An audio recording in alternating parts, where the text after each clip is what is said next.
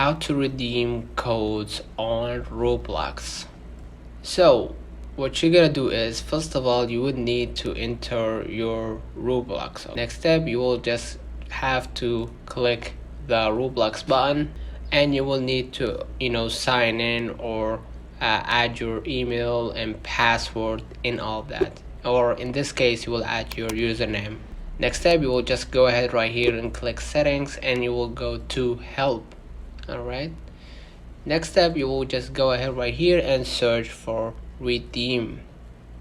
Okay, and here you will see the results, how to redeem and spend your gift card and all that. You will just go ahead right here to the first option. Okay, and here it says Roblox gift cards can be only redeemed in a browser at this site. So we're gonna click.